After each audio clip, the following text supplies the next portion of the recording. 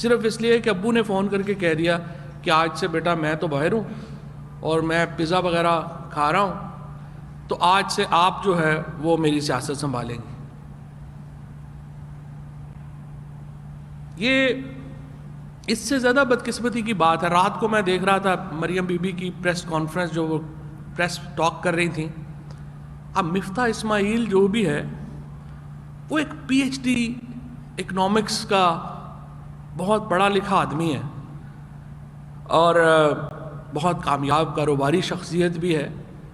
وہ بیچارہ باکسر کے طور کے اوپر مریم نواز کے پیچھے کھڑا تھا۔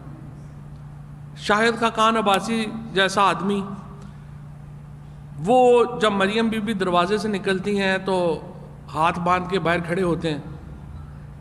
ہمیں یہ کیا ملک ہے، یہ کیا پارٹی ہے، کہ یہ کیا نظام ہے کہ جہاں پر مریم یہ نواز شریف اور بلاول صاحب کو یہ حق پہنچ جاتا ہے کہ وہ بغیر ایک دن کہیں کوئی نوکری کیے وہ پاکستان کے وزیر اعظم بننے کے لیے اپنا ریزیومہ بھر رہے ہیں اور وہ اس کی اپنی جو ہے وہ سیاست شروع کر دیں۔ یہ جماعتیں جو دراصل خود آمریت کے اوپر استوار ہیں، وہ کیسے ملک میں جمہوریت کی جد و جہد کریں گی؟ وہ دنیا میں ہمیں وہ کیسے پاکستان کے لوگوں کو جمہوریت کا سبق دے سکتی ہیں؟ آج محترمہ بے نظیر بھٹو شہید کی برسی پہ ظاہر ہے کہ وہاں پہ جلسہ ہے، تو میں یہ بھی سمجھنا چاہوں گا، اور مریم بی بی اور بلاول سے اسپیشلی میں یہ کہنا چاہوں گا کہ آپ ہمیں یہ بھی تو بتائیں کہ آپ اس جلسے میں وہ کیا کریں گے جو اس سے پہلے 30 سال آپ کے والدین جو اس ملک میں جب حکمران رہے وہ نہیں کر سکے جو آپ کریں گے؟ آپ کا ایجنڈا کیا ہے؟ مہنگائی آپ کہہ رہے ہیں کہ بہت بڑھ گئی ہے، آپ مہنگائی کو کم کرنے کے لیے کیا کریں گے؟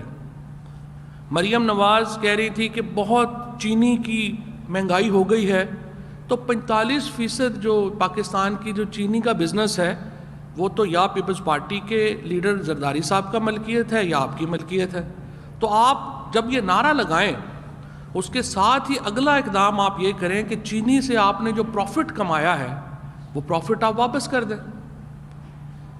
اگر بحران ہے تو وہ تو آپ کی وجہ سے ہے، اگر آج ملک میں مہنگائی ہے تو وہ آپ کی چلائی ہوئی معاشی پالیسیز کی وجہ سے ہے، جس کا آج ہم دن دیکھ رہے ہیں۔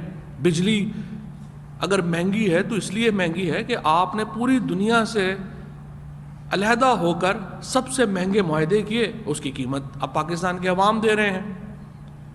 یہ میں اور آپ اور پاکستان کے عوام سمجھنا چاہتے ہیں نا کہ بلاول صاحب اور مریم بی بی کا اگلا ایجنڈا کیا ہوگا۔ وہ سیاست میں آئے ہیں، وہ کیا ان کی کبھی آپ نے یہ کہنا تو کافی نہیں ہے نا کہ میرے ابو کے کیس ختم کر دیں اور میرے ابو جو ہیں ان کو جو ہے وہ واپس سیاست میں الاؤ کریں۔ اس کے علاوہ بھی تو آپ کو اپنا ایجنڈا ہوگا۔ 2 سالوں میں، یہ 2019 2018 2019 کا میں آپ کو بتا رہا ہوں، 2 سالوں میں 1600 ارب روپیہ سندھ گورنمنٹ کو ٹرانسفر ہوا ہے فیڈرل گورنمنٹ سے۔ اگر بلاول بھٹو صاحب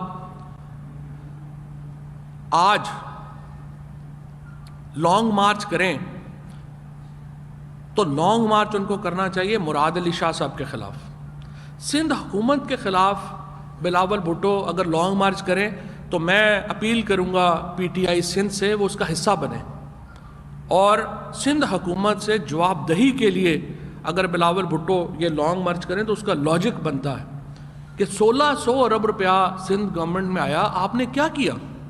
آج تک 1990 کے بعد سے آج تک کراچی میں پولیس ہی نہیں ہے، رینجرز معاملات چلا رہی ہیں سارے کے سارے۔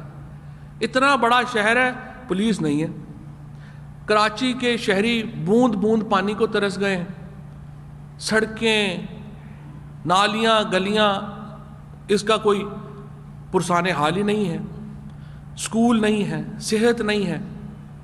تو اتنا پیسہ جو وہاں پہ گیا ہے اس کا ان سے حساب لینا بلاول صاحب کی ذمہ داری ہے، اور مجھے امید ہے کہ وہ ہمت کریں گے اور مراد علی شاہ کے خلاف ایک لانگ مارچ اناؤنس کریں گے جس کا پھر ہم بھی حصہ بن سکیں، پی ٹی آئی حصہ بن سکے۔ مریم نواز کہتی ہیں بار بار کہ پاکستان میں فوجی جرنیلوں کے ساتھ امتیازی سلوک ہوتا ہے۔ فوج کے جرنیلوں کو رعایتیں دی جاتی ہیں. یہ مریم نواز صاحبہ کا بیسک نیریٹو ہے, بیانیہ ہے. حقیقت یہ ہے کہ آج تک اس ملک میں جتنی رعایتیں, جتنا امتیازی سلوک شریف فیملی کے ساتھ ہوا ہے, کسی اور کے ساتھ نہیں ہوا, کسی فوجی جرنیل کے ساتھ نہیں ہوا, کسی کے ساتھ نہیں ہوا. 1979 میں جب شریف خاندان کو یہ ان کی جائیداد واپس کی گئی, ان کا بزنس واپس کیا گیا, تو اس وقت شریف فیملی واحد فیملی تھی پاکستان کی جنہوں نے 1973 میں قومیائے گئے نیشنلائز جو کیا گیا تھا کاروبار, وہ واپس حاصل کرنے میں کامیاب ہوئی. یہ واحد شریف فیملی تھی, اور صرف اپنا کاروبار واپس نہیں لیا, سود سمیت تمام پیسہ بھی جو تھا وہ بھی ان کو واپس کیا گیا. پھر وہ ایک کہانی جو ہے جو 85 میں یا وزیر اعلیٰ کیسے بنے, پھر وزیر اعظم کیسے بنے, یہ ساری کہانی جو ہے وہ آپ کے سامنے ہے, اور ان سے جتنا پیمپر ان کو کیا گیا وہ بھی آپ کے سامنے ہے. اس کے بعد مسئلہ کہاں پہ آیا؟ مسئلہ یہاں پہ آیا کہ جب ہندوستان اور اسرائیل کی لابی نے نواز شریف کو قابو کر لیا, اور نواز شریف اپنے محسنوں کو تو بھول گئے, لیکن وہ اسرائیل اور انڈیا کی لابی کا حصہ بن گئے. ابھی آپ نے دیکھا انڈیا میں نئی کتاب آئی ہے, انہوں نے کہا کہ کارگل کی جنگ کے دوران نواز شریف نے 5 بار واجپئی صاحب سے بات کی.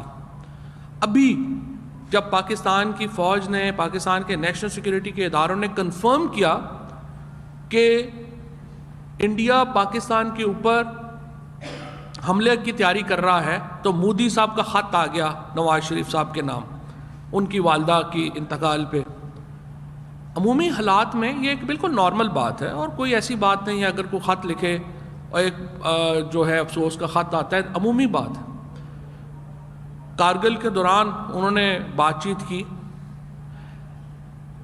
آپ ذرا اندازہ لگائیں کہ سیکنڈ ورلڈ وار کے دوران اگر ہٹلر چرچل کو خط لکھ دیتا کہ امید ہے آپ ٹھیک ہوں گے اور آپ کی صحت ٹھیک ہوگی, تو برطانیہ کے لوگ چرچل کا کیا حال کرتے؟ آپ حالت جنگ میں ہیں اور آپ کے دشمن کی محبتیں ختم نہیں ہو رہی آپ سے. ہمارے روز بچوں کو شہید کر رہے ہیں. خود میں جیلم میں ہر آئے دن ایک شہید کا جنازہ ہوتا ہے, وہاں پہ فاتحہ ہوتی ہے. کوئی قبرستان ہمارا نہیں ہے جہاں پہ ہمارے شہید مدفون نہیں ہیں, اور یہاں پہ محبت برے خطوں کا سلسلہ ہی ختم نہیں ہو رہا.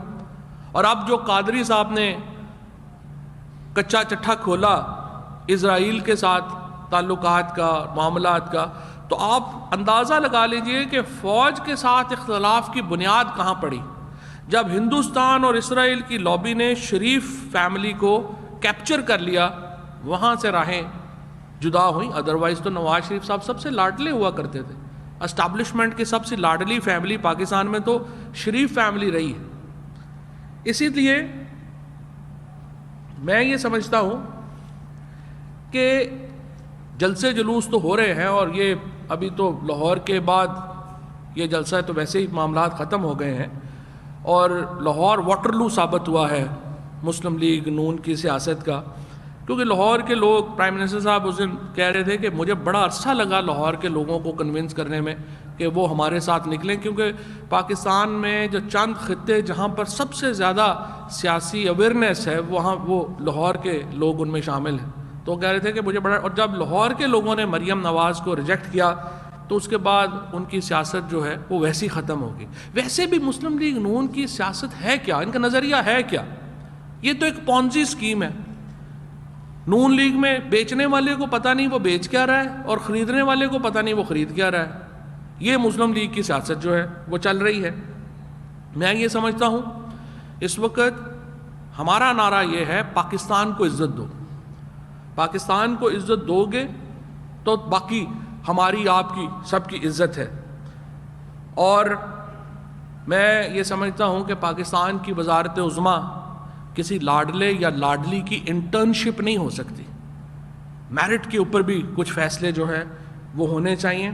اور میں یہ سمجھتا ہوں کہ وزیر اعظم پاکستان انہوں نے بالکل واضح آفر دی ہے. ہم اپوزیشن کی تحریک عملی طور کے اوپر ختم ہو چکی. تینوں پہلے پی ڈی ایم کی بڑی پارٹیز میں آپس میں اختلاف ہوا. زرداری صاحب نے استعفے دینے سے انکار کر دیا. مولانا فضل الرحمان زرداری صاحب سے ناراض ہو گئے. نواز شریف صاحب جو ہیں وہ اپنے فاصلے کے اوپر ہو گئے. اب پارٹی کے اندر آپ دیکھ رہے ہیں تقسیم در تقسیم کا عمل شروع ہو گیا. یہ جو جمعیت علماء اسلام ہے ان کے یہ جمہوری پارٹی ہے کہ 4 سینئر موسٹ لوگ جو ہیں وہ کوسچن کرتے ہیں فضل الرحمان صاحب کو, اور آپ فضل الرحمان صاحب جو ہیں ان کو ہی فارغ کر دیتے ہیں. اس کے بعد دوسرے مرحلے کے اوپر آئیے کہ پی ایم ایل این کے اندر اور پیپلز پارٹی کے اندر ایک تقسیم جو ہے وہ اب ہمیں نظر آ رہی ہے. اور میں یہ سمجھتا ہوں کہ اس مرحلے کے اوپر بھی حکومت بہرحال ہماری یہ ذمہ داری ہے, حکومت کی ذمہ داری ہے اپوزیشن کو مشکل سے نکلنے کا راستہ دے. اور راستہ پرائم منسٹر صاحب دے چکے ہیں. پرائم منسٹر کہہ چکے ہیں ہم مذاکرات کرنا چاہتے ہیں, اور مذاکرات کا فورم بھی انہوں نے دے دیا ہے. انہوں نے کہا ہے پارلیمنٹ بہترین فورم ہے بات چیت کرنے کا. مذاکرات کا ایجنڈا بھی پرائم منسٹر صاحب نے دے دیا ہے. انہوں نے کہا ہے الیکٹورل ریفارم سے شروع کرتے ہیں بات چیت. اب اپوزیشن کو ایک قدم آگے بڑھانا چاہیے, اور اپوزیشن میں بھی میں یہ سمجھتا ہوں کہ سنجیدہ لیڈرشپ جو اپوزیشن کے اندر ہے ان کو ایک قدم آگے بڑھانا چاہیے. جو اوپر بیٹھے ہوئے جو 1-2 ان کے جو یہاں پر لیڈ کر رہے ہیں بچے, ان کو تو پتہ نہیں ہے پالیٹکس کا, ان کا کوئی فیوچر بھی نہیں ہے. تو میں سمجھتا ہوں کہ مسلم لیگ پی ڈی ایم کے اندر, پی ایم ایل این کے اندر, پیپلز پارٹی کے اندر اور جمعیت علماء اسلام کے اندر جو سنجیدہ لوگ ہیں وہ آگے بڑھیں, اور آئیے بڑے امور کے اوپر بات چیت کرتے ہیں, اور پاکستان کو عزت دینے کے جو ایجنڈا ہے اس کے اوپر کام کرتے ہیں. بہت شکریہ.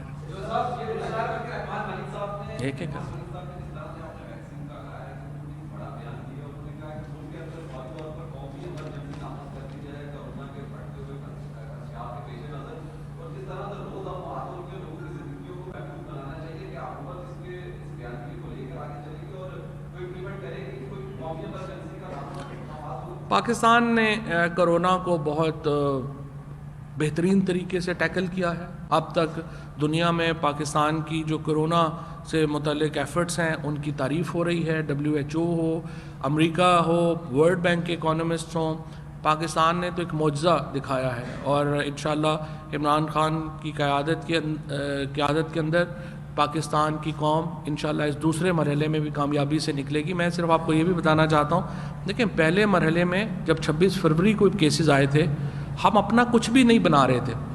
ہمارے ہاں شارٹیجز ہو گئی تھی ہر چیز کی.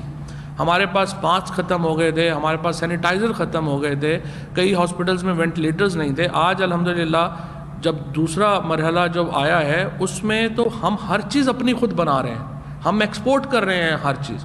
یہ ایک بہت بڑی کامیابی ہے پاکستان کی کہ آج یہ ایک بلا تو ہے, اور اللہ ہمیں محفوظ رکھے اور اللہ ہمیں جلد اس عذاب سے نجات دے. لیکن یہ ہے کہ جو اس میں اس وقت جو ہماری اپنی ایفرٹس ہیں ان میں تو پوری دنیا نے ہمیں جو ہے وہ پریز کیا. قسم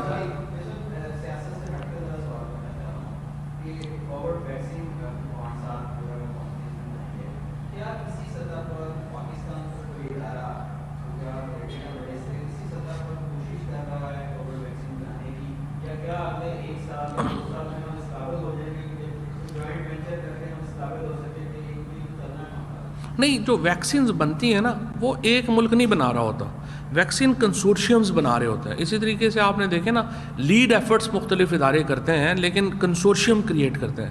اسی طرح سے جو یہ ویکسین بنی ہے, چاہے فائزر کی ہے, چاہے ماڈرنا کی ہے یا باقی ہیں, یہ سارے کنسورشیمز نے بنائی, ایک ملک نے نہیں بنائی, کنسورشیمز نے بنائی ہیں. اسی طرح سے جو 2 ویکسین ہیں ان کا جو ایفرٹ ہے کنسورشیم ہے, پاکستان ان کا حصہ ہے, اور وہ اس وقت جو پاکستان کے اندر ٹرائل ہیں وہ تقریباً مکمل ہونے کو.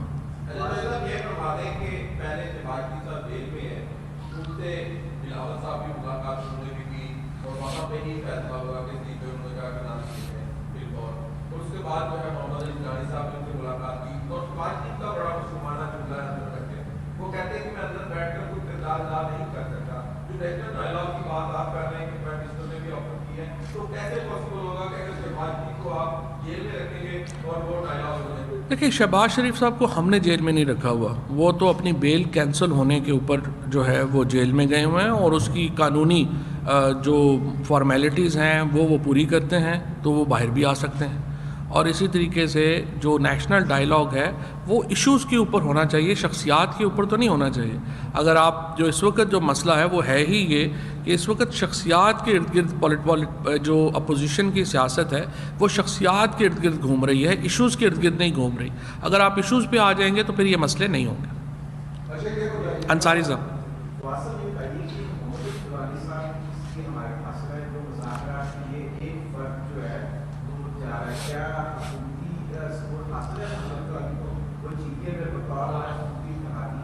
دیکھیں, جو میری معلومات ہیں محمد علی درانی صاحب حکومت سے یا پرائم منسٹر کے اعتماد سے وہاں پر نہیں گئے. ہماری کوئی رائے کنسلٹیشن محمد علی درانی صاحب کے اس انیشیٹو میں ان کے ساتھ نہیں ہے.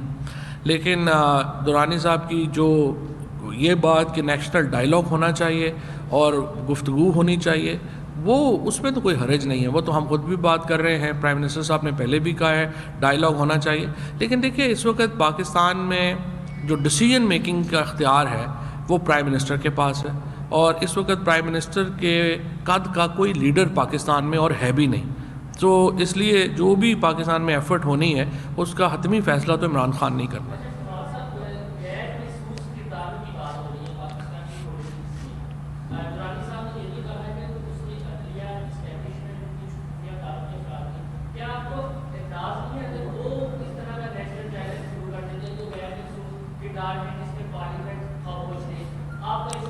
دیکھیے ہم نے تو پارلیمنٹ کو کہا ہے کہ پارلیمنٹ بہترین فورم ہے مذاکرات کا, پرائم منسٹر صاحب نے بھی یہ بات کہی ہے. لیکن اپوزیشن جو جمہوری ماشاءاللہ بات کرتی ہے اور کہتی ہے کہ ہم جمہوریت کی لڑائی لڑ رہے ہیں, وہ ہر ادارے سے بات کرنے کو تیار ہے سوائے پارلیمنٹ کے. وہ کہتے ہیں کہ جی ہم تو فوج سے بات کریں گے, لڑائی بھی ہماری فوج سے ہے, باتیں بھی ہم نے اسٹیبلشمنٹ سے کرنی ہیں, اور جو ہماری گفتگو ہے وہ بھی ہم ان سے تو کریں گے ہی نہیں. سو الیکٹڈ لوگوں کے اوپر تو اپوزیشن کے لوگوں کو اعتبار نہیں ہے. اور میرے خیال میں اگر پاکستان کے اندر بہتری آنی ہے حالات میں تو وہ ظاہر ہے کہ پارلیمان کے اندر گفتگو سے آنی ہے.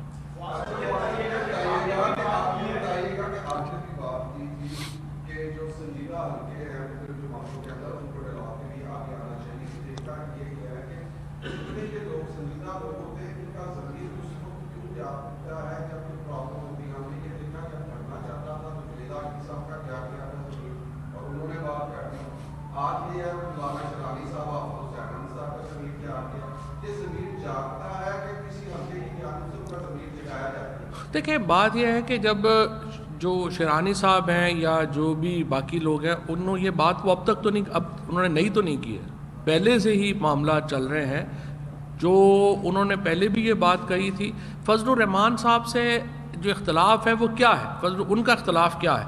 حافظ حسین احمد صاحب نے آج کیا کہا, انہوں نے کہا ہے کہ دیکھیے فضل الرحمان صاحب اپنے بیٹے اور بھائیوں کو پارٹی سونپ دینا چاہتے ہیں, تو یہ تو کوئی طریقہ نہیں ہے.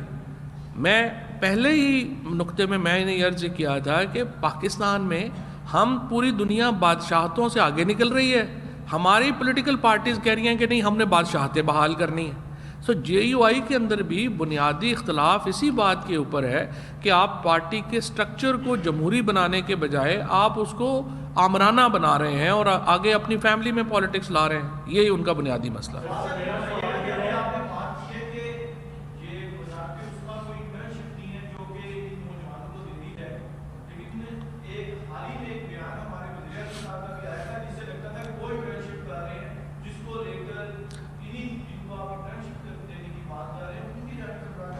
کسی بھی بیان کو اگر آپ آؤٹ آف کانٹیکسٹ بیان کریں گے اور کسی بھی بیان کو ہم آدھا بیان رکھ دیں اور آدھا بیان پیچھے سے ہٹا دیں تو ایسے ہی اس کو گھمایا جائے گا جیسے کہ پرائم منسٹر صاحب کے اس بیان کو لے کے بات ہوئی ہے. پرائم منسٹر ایکچولی ان کی جو اگر آپ پوری اسٹیٹمنٹ سنیں وہ پاکستان میں ایک فنڈامنٹل ریفارم کی بات کر رہے ہیں کہ جب انتقال اقتدار ہو تو اس کا طریقہ کار کیا ہونا چاہیے. وہ یہ کہہ رہے ہیں کہ جب آپ اقتدار میں آ جاتے ہیں تو آپ کو پتہ چلتا ہے کہ آپ فار ایگزامپل ابھی آپ جب بجلی کا سب سے بڑا مسئلہ لیجئے, بجلی میں جب آپ حکومت میں آتے ہیں تو آپ کو پتہ چلتا ہے کہ دیکھیے انہوں نے جو معاہدے کیے ہیں کمپنیز کے ساتھ وہ باقی ملک دنیا سے کتنے مہنگے ہیں, کیونکہ پارلیمنٹ میں تو جاتے نہیں ہیں معاہدے اس طرح کے, اور پھر یہ 15 سال کے معاہدے آپ LNG گیس کے کر کے چلے گئے. تو آپ کو کوئی ایسا نظام بنانا چاہیے جس میں اپوزیشن کو بھی آپ اپنے اہم معاملات کے اوپر رکھ سکیں اپنے ساتھ اور ان کو پتہ چل سکے. سو پرائم منسٹر ریفارم کی بات کر رہے تھے اور PM کی 22 سال کی سٹرگل ہے اور یہاں تک پہنچتے ان کو بڑا عرصہ لگا ہے, انہوں نے بڑی جو ہے وہ تلخ ایام بھی دیکھے ہیں. وفاقی وزیر چودھری فواد حسین لاہور میں میڈیا سے گفتگو کر رہے ہیں. ان کا کہنا ہے کہ اپوزیشن کے پاس عوام کے لیے کوئی ایجنڈا نہیں. کراچی میں صحت کے, تعلیم کے اور امن و امان کے لیے بھی فنڈز فراہم کیے گئے وفاقی حکومت کی جانب سے بھی, لیکن اس کے باوجود بلاول بھٹو مراد علی شاہ سے جواب مانگے تو پاکستان تحریک انصاف بھی ان کا ساتھ